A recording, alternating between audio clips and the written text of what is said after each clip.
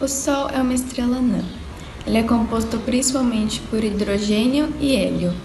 A sua temperatura no núcleo chega a aproximadamente 15 milhões de graus Celsius. E a massa do Sol ocupa 99,85% da massa total do Sistema Solar. O Sol está localizado na periferia da Via Láctea, o braço de Órion. Ele fica aproximadamente 27 mil anos-luz de distância do centro galáctico e a 149.600.000 quilômetros da Terra. Os raios emitidos pelo Sol demoram cerca de 8 minutos para chegar na Terra. Ao atingir a superfície terrestre, a atmosfera fica encarregada de reenviar parte dessa energia para o espaço e absorver a outra parte. Esse controle permite que a temperatura de 15 graus seja constante na superfície terrestre. A radiação é absorvida pelo ozônio, oxigênio e dióxido de carbono, entre outros. Ela é refletida pelas nuvens quando a atmosfera possui nuvens e quando não possui, ela é difundida por moléculas e aerossóis. Quando a radiação consegue entrar em contato com o Sol, ela pode ser tanto absorvida quanto refletida pelo mesmo. Nessa imagem podemos ver o orçamento de energia da Terra. Ela mostra em porcentagem quanto cada superfície absorve ou reflete da energia que recebe. Podemos ver aí que a atmosfera reflete 6%, as nuvens refletem 20% e a superfície terrestre reflete 4%. Ela também mostra que a atmosfera absorve 16%, as nuvens absorvem 3% e os solos dos oceanos absorvem 51%. Nela também mostra que 64% da energia irradiada para o espaço é das nuvens e da atmosfera, e 6% vem da Terra. Oi pessoal, eu sou o Felipe e eu vou explicar sobre as estações do ano, começando falando sobre o que elas são. As estações do ano elas são períodos em que o ano é dividido de acordo com suas características climáticas. Então a gente tem o inverno, a primavera, o outono e o verão. Cada uma dessas estações com suas próprias características. As estações do ano são formadas através da variação de incidência solar em cada pedaço do planeta, em cada hemisfério, para ser mais preciso. Então, através do movimento orbital da Terra em relação ao Sol, a incidência solar varia, e com essa variação de incidência solar nós temos as diferentes estações. Por o hemisfério norte e o hemisfério sul estarem em posições diferentes em relação ao Sol, as estações são imediatamente opostas. Como vocês já devem saber, o eixo de rotação da Terra não é exatamente alinhado, ele é um pouco inclinado em relação ao resto do sistema solar. Então, por causa dessa inclinação, a incidência solar no hemisfério norte e no hemisfério sul varia de acordo com o movimento de translação. Ou seja, em determinado momento do percurso da Terra ao redor do Sol, a incidência solar é mais forte no hemisfério norte. Então, lá, nesse momento, vai ser verão, e no hemisfério sul, que a incidência solar está mais fraca, vai ser inverno. Mas em outro momento do movimento de translação, a incidência solar vai ser maior no hemisfério sul, então vai alternar. Mas a posição em relação aos trópicos interfere bastante. Então, quanto mais perto da linha do Equador, mais as estações são uniformes, ou seja, menos é perceptível a mudança de estação, e quanto mais perto dos polos, mais perceptível fica. Na construção civil, o clima interfere diretamente nos métodos construtivos. Então, eu coloquei o exemplo da Suécia e do Brasil, que as formas de construir na Suécia não são as mesmas formas de construir no Brasil. Isso porque o clima interfere tanto que até o objetivo da construção, até as metas que essa construção tem que cumprir são diferentes. No Brasil, por exemplo, um requisito muito comum que as pessoas usam para construir suas casas é fazer com que elas não sejam muito quentes, fazer com que a temperatura na casa seja mais fresca do que na rua, porque a temperatura na rua é sempre muito alta. Então a casa precisa ter um isolamento térmico muito bom para não se aquecer tanto e manter a temperatura mais amena para ficar mais confortável. Enquanto isso, nos locais onde o inverno é muito rigoroso, por exemplo, a Suécia, que está lá na Escandinávia, muito perto do Polo Norte, o inverno é muito forte. Então, o objetivo é o contrário. O objetivo é fazer com que as casas não esfriem muito. Porque enquanto aqui nós temos um verão muito forte e um inverno que não é tão forte assim, lá é o contrário, eles têm um inverno muito forte, mas um verão que não é tão forte assim. Então as casas precisam ser mais quentes do que frias, obviamente. Isso vai alterar tudo, tanto o material de construção, que eles costumam colocar umas mantas de isolamento e ainda a parte interna feita de madeira para prender mais o calor, quanto na forma construtiva mesmo. Então, muitas janelas lá não abrem, são janelas fixas, com vidro duplo para manter o frio para o lado de fora. O pé direito também costuma ser mais baixo, enquanto que no Brasil a gente costuma ter pé direitos mais altos, justamente por causa que o pé direito sendo mais alto, a sensação de calor diminui. E aproveitando que eu citei a Suécia, que é tão perto assim dos polos, eles também precisam pensar bastante na luz solar que vai entrar na casa, então isso é muito mais importante do que aqui no Brasil. Não que aqui no Brasil não seja importante, mas lá se torna ainda mais importante porque durante o inverno as horas de sol por dia são pouquíssimas, sendo menos que 6 horas de sol em alguns momentos. Então já dá para imaginar que a arquitetura desses locais tem que se adaptar bastante para aproveitar ao máximo essas poucas horas de sol que vão receber durante o inverno, além também de ter que preocupar com o isolamento térmico. Nessas áreas é até bastante comum a instalação de clarabóias, que são uma espécie de janela que fica no telhado da casa para captar o sol do meio-dia, né? E essas janelas costumam não ser possível abrir elas, né? Elas são apenas para a entrada da luz e do calor mesmo, mas não para abrir, para não quebrar o isolamento térmico. Enquanto aqui no Brasil a gente tem também janelas muito amplas e aberturas de vãos muito grandes, mas todos abertos ao máximo, que é para facilitar a ventilação. Bom, pessoal, então foi isso a minha explicação sobre as estações do ano e um pouco como elas interferem na construção civil.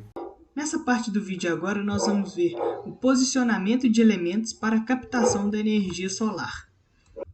Qual a importância do posicionamento do sistema de geração solar? A geração de energia solar é feita através de módulos solares fotovoltaicos que captam a radiação global, ou seja, radiação direta mais difusa mais refletida. Quanto mais radiação direta, melhor. Isso quer dizer que quanto mais os raios incidirem perpendicularmente nos painéis, melhor é. Os posicionamentos que se devem ter atenção são: na hora de você instalar um painel fotovoltaico, você tem que reparar na orientação e na inclinação dele. A respeito da orientação, ela varia de acordo com países localizados no hemisfério norte e hemisfério sul.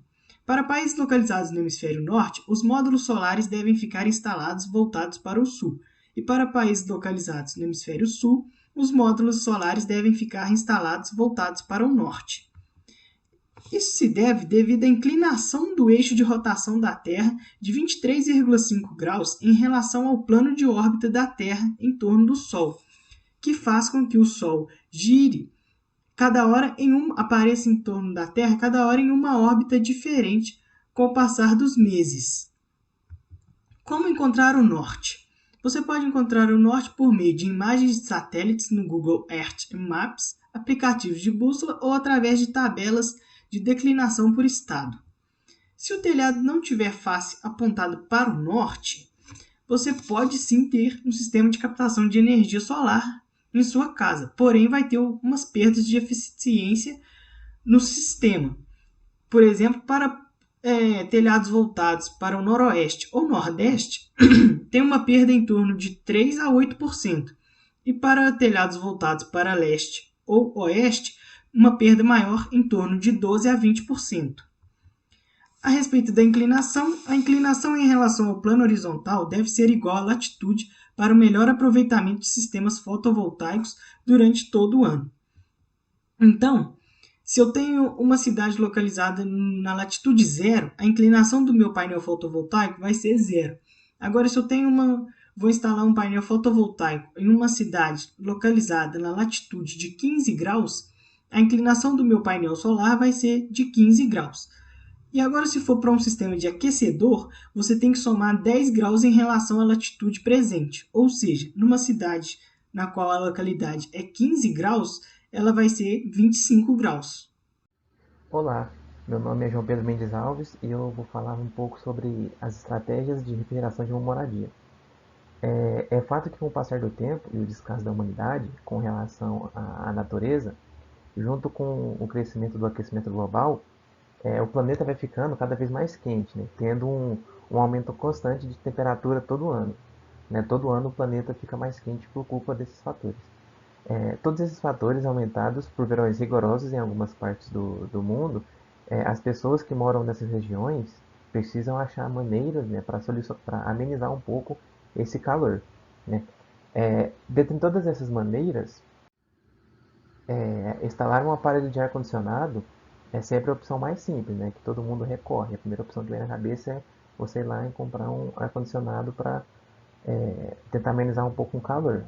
Só que na maioria das vezes ela não é a melhor solução, pois com o ar-condicionado, né, não tem a renovação do ar nos ambientes, que, né, por sua vez, não é algo bom para a saúde. Então, por mais que você sente que o ar-condicionado está refrigerando bem o ambiente, você tem que saber também que ele não está trocando ar. Então, a sensação de conforto é só térmico, o ar não está sendo renovado. E ainda tem o alto custo de consumo de energia elétrica, que pesa bastante nos bolsos dos brasileiros, já que os impostos estão altos e a gente está vivendo um tempo de crise. Diante dessa problemática imposta, né, a população, as pessoas, né, precisam optar por uma solução de refrigeração mais natural, né, que não vai afetar tanto o meio ambiente e é algo que é simples de se fazer.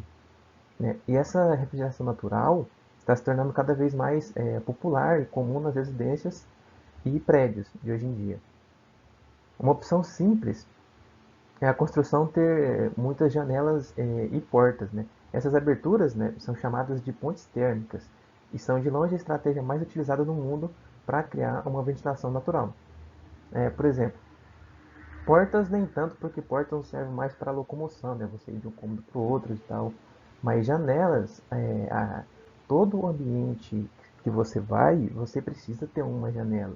Não importa se você está numa casa, num prédio, numa construção, numa residência, em algo comercial, todo lugar que você vai, que junta pessoas, você tem que ter janelas para fazer a ventilação natural do ambiente. Também existem outras estratégias que eu vou estar apresentando um pouquinho e falar um pouco a respeito. Né? A primeira é a ventilação cruzada natural, que para a construção dela é necessário prever mais de uma abertura e, se possível, posicioná-las em paredes opostas ou adjacentes, procurando que algumas delas estejam no sentido dos ventos predominantes da região, para permitir a entrada e saída do ar de forma natural, que é o mais normal, né? Você colocar as janelas em certas posições para fazer uma boa articulação do vento, que nem ali está mostrando na imagem superior, né? O vento mais forte, quando você tem duas janelas alinhadas ali, o vento passa. Na boa circulação, que tem duas janelas em paredes diferentes, né, adjacentes, que tem uma boa circulação do ar. E quando você tem uma janela mais superior e a outra um pouco mais distante na outra parede, que é a melhor solução e provavelmente é a solução que as pessoas mais usam. A outra ventilação é por poço canadense, que o sistema é constituído por uma série de tubos por onde circula o ar que, colocados no subsolo a uma determinada profundidade, cerca de 2 metros, percorrem vários metros ligando o exterior com o interior e permitindo uma troca de calor entre o ar circulante e a terra que o rodeia ao longo do caminho.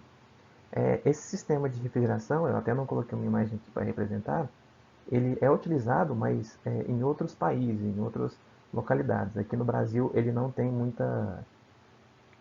muito utilizado, tem muita popularidade. Né?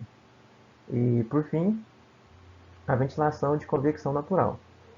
Na convecção natural, o ar que recebe calor torna-se menos denso pelo fenômeno de expansão térmica e, consequentemente, sobe, ficando no teto do ambiente. Este efeito de ventilação é obtido posicionando uma série de aberturas próximas ao solo para que o ar frio entre no espaço empurrando a massa de ar quente para cima, onde as saídas de ar deverão ser colocadas seja no teto ou no alto das paredes, que é a imagem inferior aí, né? Que o ar ele vem de baixo e como o ar quente ele é menos denso, ele tende a subir. O ar frio fica embaixo, mais denso, o ar quente menos denso tende a subir. E você colocando uma rota de escape para o ar quente ali no teto, o ar frio vem, dá aquela sensação de conforto, o ar quente sobe por esse escape e não incomoda, ele não fica no teto ali fazendo que as pontes térmicas, né, dando aquela área ali mais quente, não acontece isso. E só um negócio que eu não falei no slide anterior, que, né, no slide anterior, que é sobre o pé direito. O pé direito o que é o pé direito? O pé direito é a altura do chão até o teto. E quanto maior o pé direito, maior é o resfriamento da residência, do local, do ambiente, né? Quanto menor, mais quente, quanto maior, mais vai ter ventilação. E, bom, essa é a minha parte. Muito obrigado. Um importante fator a ser levado em conta é como a luz do sol incide sobre a edificação, pois cada tipo de ambiente tem uma necessidade de iluminação diferente. Já imaginou, por exemplo, uma piscina com sombra a maior parte do dia? Então, utilizar a luz natural, além de ser um pensamento econômico, traz grandes benefícios para a saúde, além de acrescentar bastante no design. Analisar a incidência solar também é um ponto importante a ser considerado no projeto.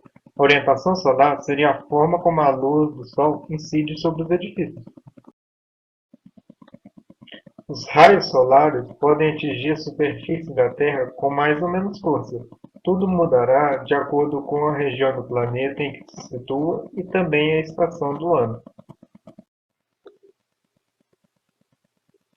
No hemisfério sul, a face norte é considerada a mais privilegiada, pois é a fachada que mais recebe raios solares durante o dia. Em contrapartida, a face sul é aquela que tem uma menor incidência, assim quase não recebendo luz solar.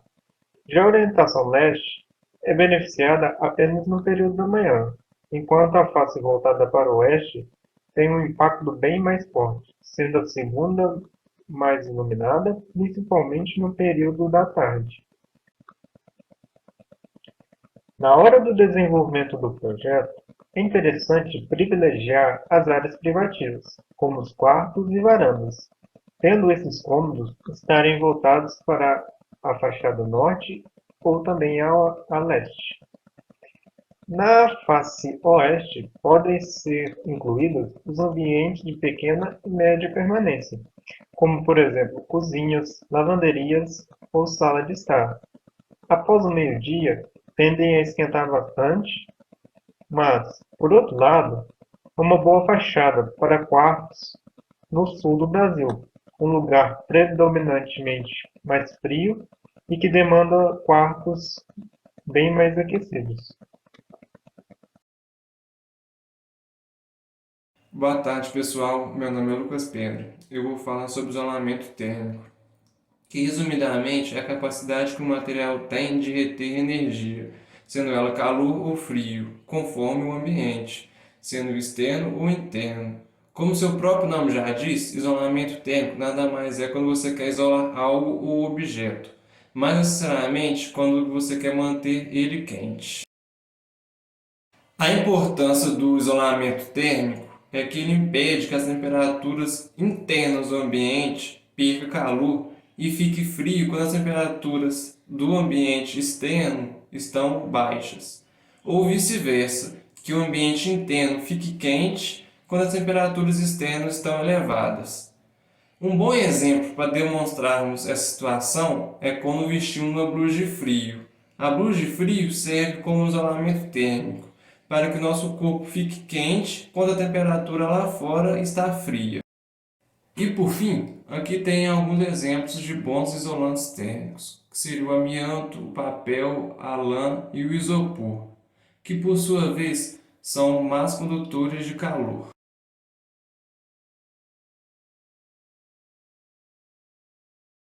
Olá, meu nome é Nicolas Campos e eu vou falar sobre os problemas de saúde relacionados à falta de luz solar nas residências. Essas doenças elas são causadas principalmente pela falta de vitamina D, que o sol emana para a gente. Isso porque essa vitamina, além de nos trazer vários benefícios, ela atua principalmente na saúde dos ossos e dos músculos. Muitos médicos hoje em dia administram a vitamina D no tratamento de doenças psicológicas, como o autismo e a depressão. No caso da depressão, isso acontece porque se a sua residência ela não recebe sol durante alguma parte do dia, o seu corpo está propício a ficar com falta de vitamina D. E a vitamina D, como eu expliquei anteriormente, ela atua na saúde dos ossos e dos músculos. Na falta dela, o seu corpo vai ficar fraco, enfraquecido, seus ossos, seus músculos, e consequentemente você vai ficar desanimado. As doenças físicas são inúmeras causadas por essa problemática, a longo prazo, no caso. Mas as principais delas são osteoporose, que é o enfraquecimento dos ossos, doenças cardiovasculares, porque nosso coração é um músculo, e principalmente pressão arterial, problemas de pressão alta, porque a vitamina D ela ajuda a controlar a hipertensão. Bom, esse é um provérbio bem famoso, Caso onde não entra sol, entra médico.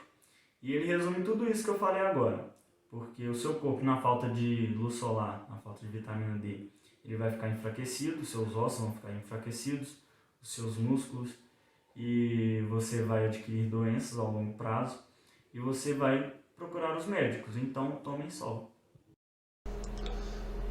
Olá, meu nome é Marco Vinícius e hoje eu vou falar sobre energia solar. A energia solar corresponde à energia proveniente da luz e do calor emitido pelo Sol. Essa fonte de energia pode ser aproveitada de forma fotovoltaica ou térmica, gerando energia elétrica e térmica, respectivamente. Por ser considerada uma fonte de energia limpa, a energia solar é uma das fontes alternativas mais promissoras para a obtenção energética. Como funciona a energia solar? A energia solar funciona da seguinte forma: os painéis solares captam a luz do Sol e geram a energia que é transportada até o inversor solar, responsável por converter a energia elétrica gerada para as características da nossa rede elétrica. A geração de energia ocorre por meio do efeito fotovoltaico. Durante o dia, os painéis solares chamados de módulos fotovoltaicos captam a luz do Sol e geram energia.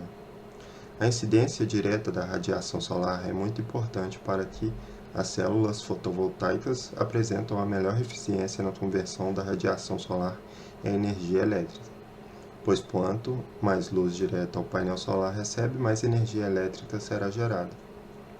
Isto porque o funcionamento das células fotovoltaicas que compõem os módulos é extremamente dependente da entrada das partículas de luz, os fótons, em seu interior.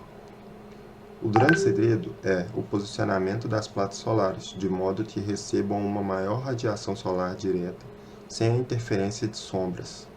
O resultado disso é a liberação de corrente elétrica contínua, captada pelos filamentos condutores do módulo fotovoltaico.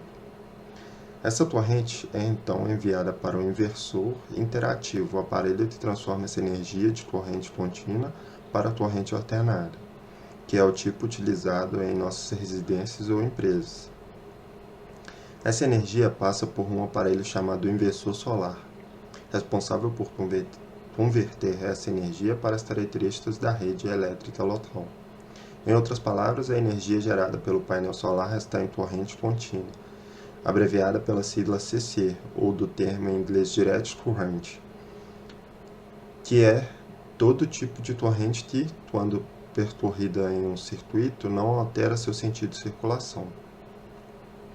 Após o processo de conversão, o inversor entrega para o consumo a energia elétrica em corrente alternada CA, que possui essa nomenclatura, pois, como o próprio nome já diz, porque altera o seu sentido de circulação dentro do circuito periodicamente. O tipo mais comum de corrente alternada é a onda senoidal. Dessa forma, uma das variáveis mais importantes que caracterizam uma onda senoidal é a frequência. No Brasil, a frequência adotada para circuitos de corrente alternada é 60 Hz. Ou seja, em um segundo, a onda completa 60 ciclos com um período de 16,67 milissegundos cada. Depois de passar pelo inversor, a energia solar pode ser usada para alimentar qualquer aparelho de casa, como geladeiras, lâmpadas e aparelhos de ar-condicionado, por exemplo, gerando economia na sua conta de luz.